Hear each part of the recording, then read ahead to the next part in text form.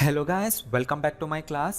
So ನಾನು last 2 ಕ್ಲಾಸ್ಗಳಿಂದ present perfect ಟೆನ್ಸ್ನ ಇಂಟ್ರೊಡಕ್ಷನ್ ಕೊಟ್ಟು ಅದನ್ನು ಎಲ್ಲೆಲ್ಲಿ ಯೂಸ್ ಮಾಡಬೇಕು ಅನ್ನೋ ಸಿಚುವೇಶನ್ಸ್ನ ಹೇಳ್ಕೊಡ್ತಾ ಇದ್ದೀನಿ. ಸೊ ಇವತ್ತಿನ ಕ್ಲಾಸ್ನಲ್ಲಿ ನಾನು ನಿಮಗೆ ಇನ್ನೂ ಡೀಪ್ ಆಗಿ ಹೇಳ್ಕೊಡ್ತಾ ಇದ್ದೀನಿ ಯಾವ ಸಿಚುವೇಶನ್ ಯೂಸ್ ಮಾಡಬೇಕು, ಪ್ರೆಸೆಂಟ್ ಪರ್ಫೆಕ್ಟ್ ಟೆನ್ಸ್ನ ಹೇಗೆ ಕರೆಕ್ಟಾಗಿ ಯೂಸ್ ಮಾಡ್ಕೋಬೇಕು ಅಂತ. ಸೊ ಈ ವಿಡಿಯೋ ಎಂಡ್ವರೆಗೂ ನೋಡಿ. ಸೊ ನನ್ನ ಹಳೆ ವೀಡಿಯೋಸ್ನೆಲ್ಲ ನೀವು ಸೀರಿಯಲ್ ವೈಸ್ ನೋಡ್ಕೊಂಡು ಬರ್ತಿದ್ರೆ ಇವತ್ತಿನ ಕ್ಲಾಸ್ ಅರ್ಥ ಆಗುತ್ತೆ, ಇಲ್ಲ ಅಂದರೆ ನಿಮ್ಗೆ ಇವತ್ತಿನ ಕ್ಲಾಸ್ ಏನೂ ಅರ್ಥ ಆಗಲ್ಲ, ರೈಟ್? ನೀವು ನೋಡಿಲ್ಲ ಅಂದರೆ ಹೋಗಿ ನೋಡಿ ಫಸ್ಟ್. ಸೊ ನಿನ್ನೆ ಕ್ಲಾಸ್ನ ನಾನೀಗ ಕಂಟಿನ್ಯೂ ಮಾಡ್ತಾ ಇದ್ದೀನಿ.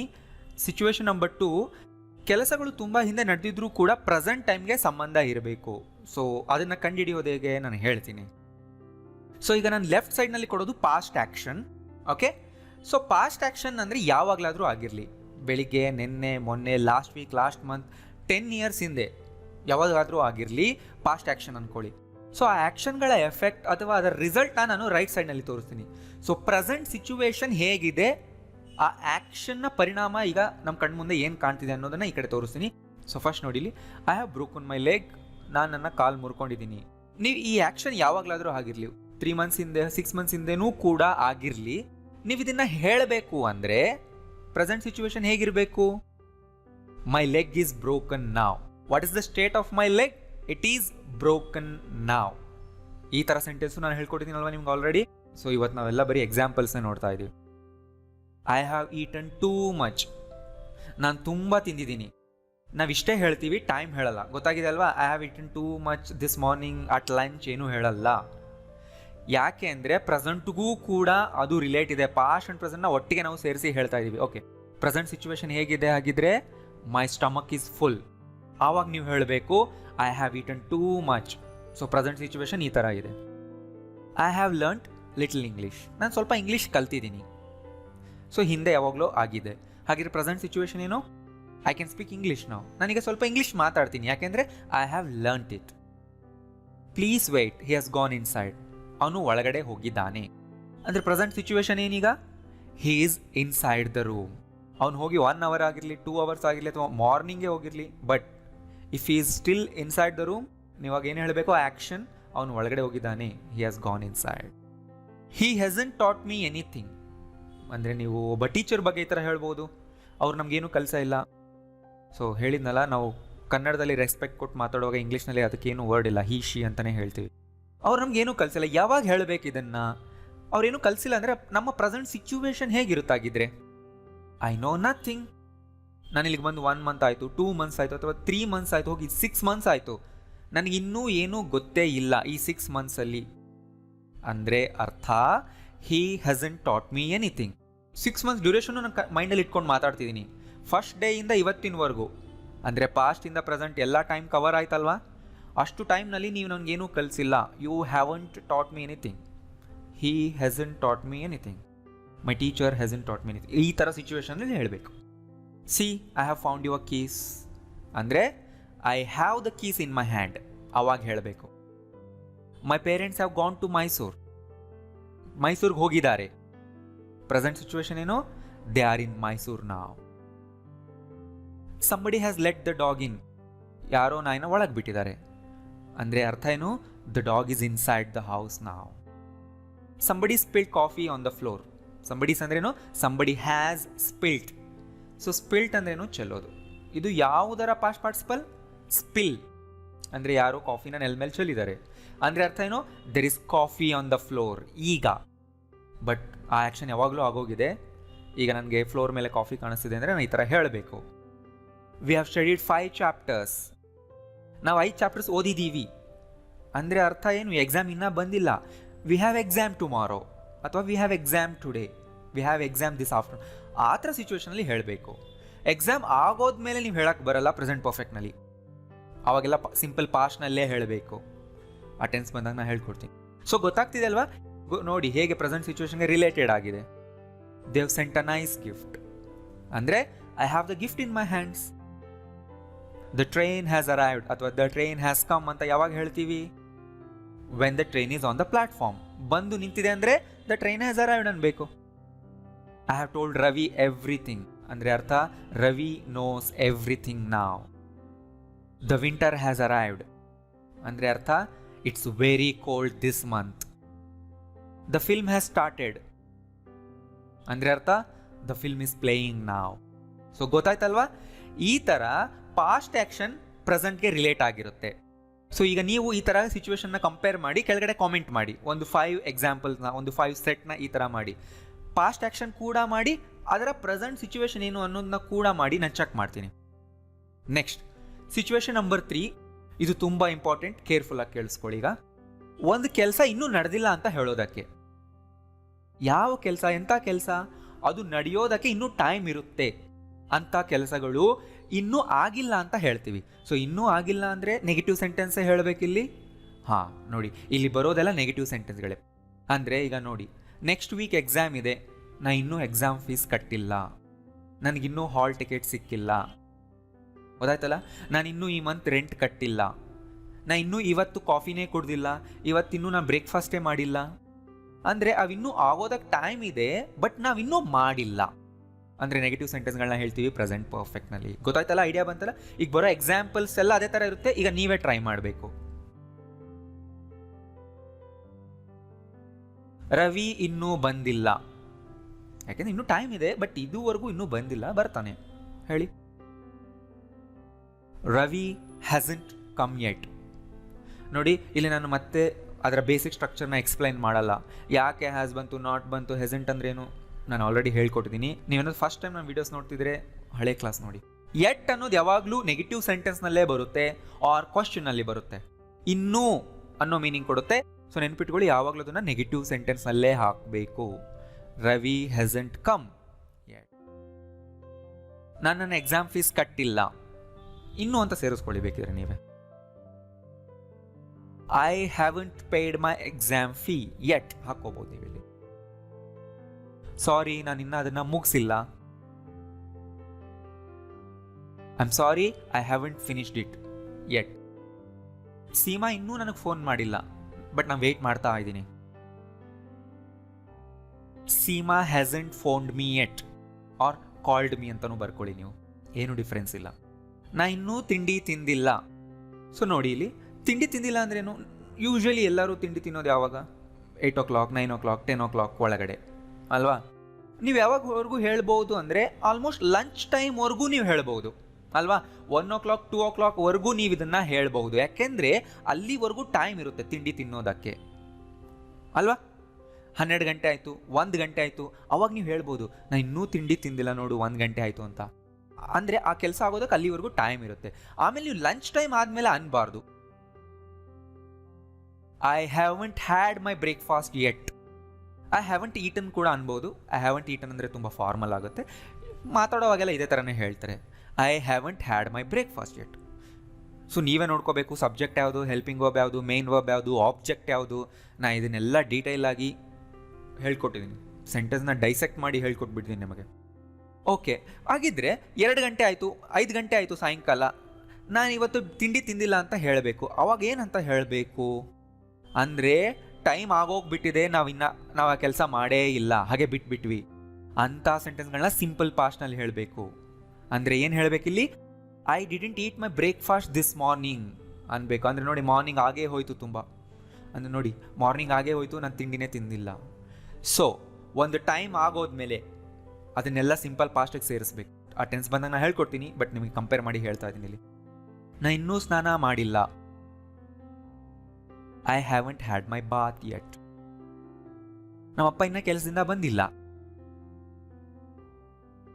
ಮೈ dad hasn't come from work. ನನಗಿನ್ನೂ ಸ್ಕಾಲರ್ಶಿಪ್ ಸಿಕ್ಕಿಲ್ಲ. ಓಕೆ, ಸಿಕ್ಕಿಲ್ಲ ಅಂದರೆ ನಾನು ಇನ್ನೂ ಪಡ್ಕೊಂಡಿಲ್ಲ ಅನ್ಬೇಕು. ಇಂಗ್ಲೀಷ್ನಲ್ಲಿ ನಾನು ಇನ್ನೂ ಪಡ್ಕೊಂಡಿಲ್ಲ ಅಂತ ಟ್ರಾನ್ಸ್ಲೇಟ್ ಮಾಡಿ. I haven't received my scholarship ಅಂದರೆ ಇನ್ನೂ ಟೈಮ್ ಇದೆ, ಬಟ್ ಇನ್ನೂ ನನಗೆ ಬಂದಿಲ್ಲ ಅಂತ ಹೇಳ್ತಾ ಇದೀವಿ. ಯಾರಾದರೂ ಕೇಳ್ತಾರಲ್ಲ ನಿನಗೆ ಬಂತಾ? ಇಲ್ಲ, ಇನ್ನೂ ಬಂದಿಲ್ಲ. ಅವಾಗ ಈ ಥರ ಹೇಳಿ. ನಾವು ನಮ್ಮ ಹೊಸ ಮನೆಗೆ ಇನ್ನೂ ಹೋಗಿಲ್ಲ ಅಂದರೆ ಶಿಫ್ಟ್ ಆಗಿಲ್ಲ, ಇನ್ನು ಅದೇ ಪ್ರೋಸೆಸ್ನಲ್ಲಿ ಇದ್ದೀವಿ. We haven't gone to our new house. Okay, ಇಲ್ಲಿ ಇನ್ನೂ ಅಪ್ರಾಪ್ರಿಯೇಟ್ ವರ್ಡ್ ಹಾಕೋಂಗಿದ್ರೆ ಶಿಫ್ಟೆಡ್ ಹಾಕ್ಕೊಳ್ಳಿ, ಮೂವ್ಡ್ ಹಾಕ್ಕೊಳ್ಳಿ. We haven't shifted, we haven't moved ಅಂದರೆ ಇನ್ನೂ ಪ್ರಾಪರ್ ಇರುತ್ತೆ. ಅವಳು ಅದ್ರ ಬಗ್ಗೆ ನನಗೆ ಏನೂ ಹೇಳೇ ಇಲ್ಲ. She hasn't told me anything about it. So ನೋಡಿ, ನಾನು ನಿಮಗೆ ತುಂಬ ಇಂಪಾರ್ಟೆಂಟ್ ವಿಷಯ ಹೇಳ್ತೀನಿ, ಯಾವಾಗಲೂ ನೀವು ಅದನ್ನು ಮಾಡಬೇಕು. ಈ ಥರ ಒಂದೊಂದು ಸೆಂಟೆನ್ಸ್ ನೋಡೋದ್ರಿಂದ ನೀವು ಇದನ್ನು ಪರ್ಫೆಕ್ಟ್ ಆಗೋಗಿಲ್ಲ. ನೀವು ಇದನ್ನು ನೋಡಿ ನೆಕ್ಸ್ಟ್ ಟೈಮ್ ಓಕೆ ನಾನೇ ಕ್ರಿಯೇಟ್ ಮಾಡ್ತೀನಿ ಸ್ವಂತ ಅಂತ ಅನ್ಕೋಬೇಡಿ. ಪ್ರತಿ ಸೆಂಟೆನ್ಸ್ಗೂ ನಿಮ್ಮ 5-10 ಎಕ್ಸಾಂಪಲ್ಸ್ನ ನೀವು ಬುಕ್ನಲ್ಲಿ ಕ್ರಿಯೇಟ್ ಮಾಡಬೇಕು. ಓಕೆ, ನಾನು ಸ್ಟೂಡೆಂಟ್ ಅಲ್ಲ, ನಾನೀಗ ಕೆಲಸ ಮಾಡ್ತಾಯಿದ್ದೀನಿ, ನನಗಿದೆಲ್ಲ ಬೇಕಾಗಿಲ್ಲ, ಬರ್ಕೊಳ್ಳಲ್ಲ ಅಂದರೆ ನಿಮಗೆ ಪ್ರಾಕ್ಟೀಸ್ ಆಗಲ್ಲ.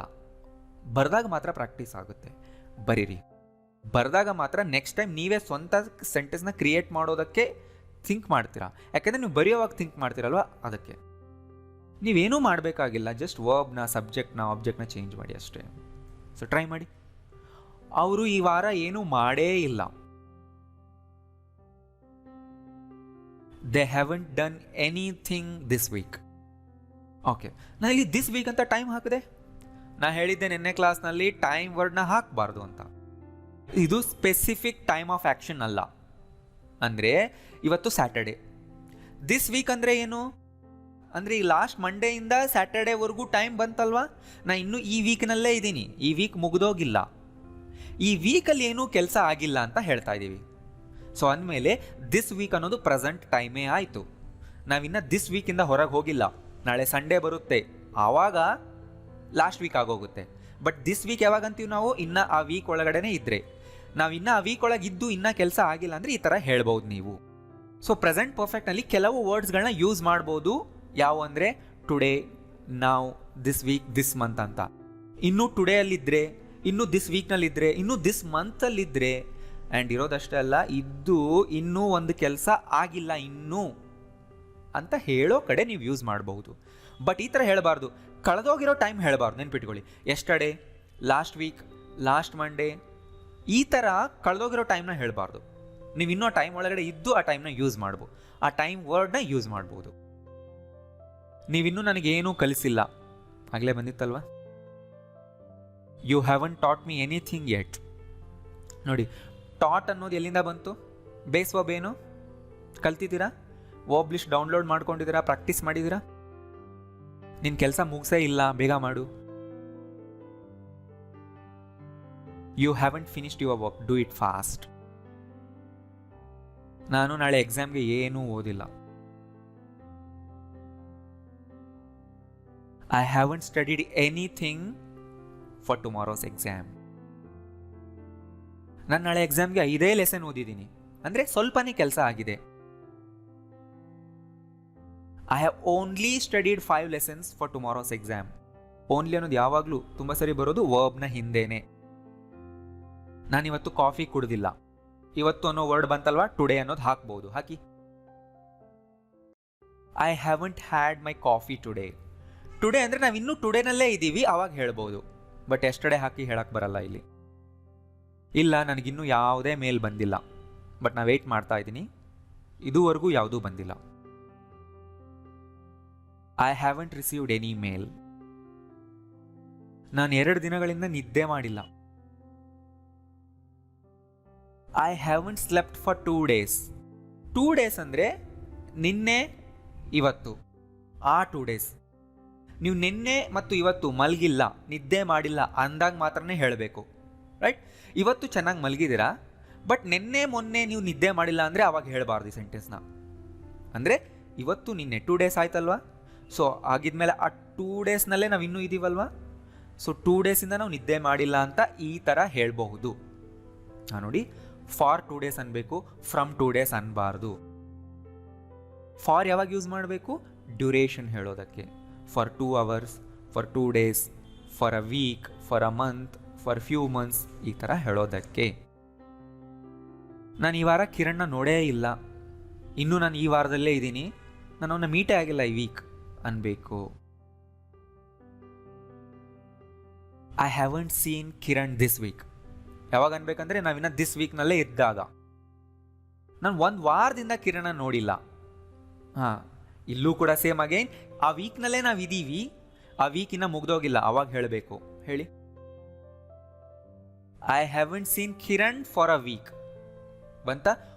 ನೆನ್ಪಿಟ್ಕೊಳ್ಳಿ, ಫಾರ್ ಅ ವೀಕ್ ಅಂತ ಇದ್ದೀನಿ ಅಂದರೆ ಆ ವೀಕ್ ಎಂಡ್ ಆಗಿಲ್ಲ, ಇವತ್ತಿನ್ನೂ ಸ್ಯಾಟರ್ಡೇ ಇದೆ. ಅಂದರೆ ಮಂಡೆಯಿಂದ ನಾನು ನೋಡಿಲ್ಲ, ಅಂದರೆ ಮಂಡೆಯಿಂದ ಇವತ್ತಿಗೆ 1 ವೀಕ್ ಆಯ್ತಲ್ವಾ, ಈ ವೀಕ್ನಲ್ಲಿ ನಾನು ನೋಡಿಲ್ಲ ಅಂತಲೇ ಅರ್ಥ. ಫಾರ್ ಎಕ್ಸಾಂಪಲ್ ಕೊಡೋದಕ್ಕೆ ನಾನು ಕೊಟ್ಟಿದ್ದೀನಿ ಸೆಂಟೆನ್ಸ್.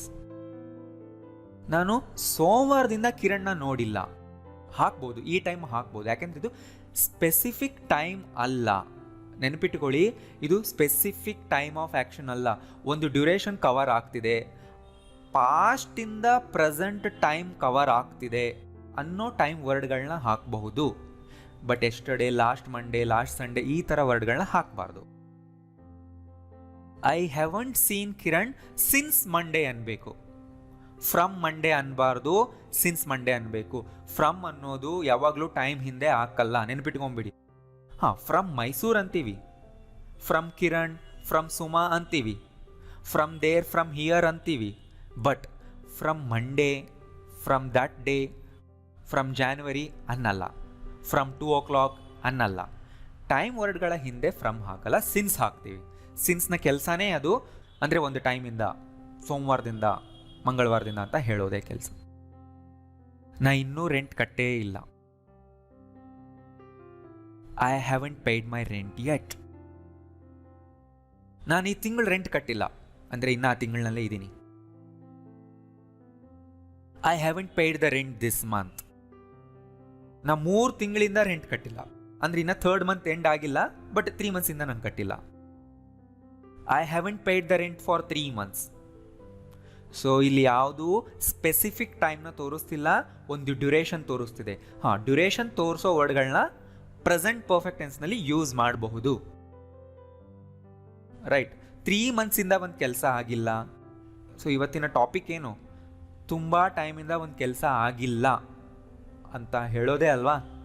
ಆ್ಯಂಡ್ ಆ ಕೆಲಸ ಆಗೋದಕ್ಕೆ ಇನ್ನೂ ಟೈಮ್ ಇದೆ, ಇನ್ನು ಡೆಡ್ಲೈನ್ ಇದೆ ಅಂತ ಅದ್ರ ಒಳಗಡೆ ನಾವಿದ್ದೀವಿ ಅಂತ ಹೇಳಿಸಿ. ಓಕೆ, ರೆಂಟ್ ಕಟ್ಟೋದಕ್ಕಿಂತ ಟೈಮ್ ಇರುತ್ತೆ. ಓಕೆ, ಅವ್ರು ಈ ಮಂತೂ ಬಿಟ್ಟರು, ನೆಕ್ಸ್ಟ್ ಮಂತ್ ಟೈಮ್ ಕೊಟ್ಟಿದ್ದಾರೆ ಅಲ್ವಾ. ಸೊ ನೀವು ಹೇಳ್ಬೋದು, ತುಂಬ ಸ್ಟ್ರಿಕ್ಟ್ ಕೂಡ ರೂಲ್ಸ್ ಇಲ್ಲ ಇಲ್ಲಿ. ಆವಾಗಿಂದ ನಾನು ಅವನಿಗೆ ಏನೂ ಕೊಟ್ಟಿಲ್ಲ.